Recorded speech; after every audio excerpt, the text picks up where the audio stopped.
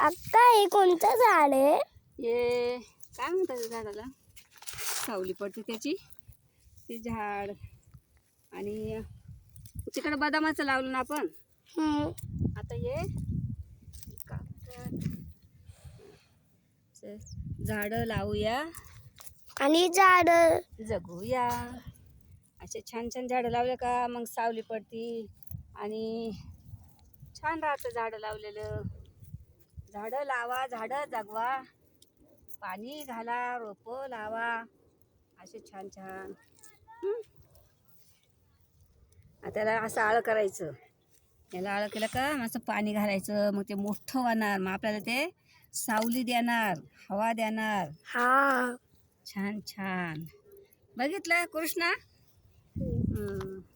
झाडं लावा, झाड जगवा.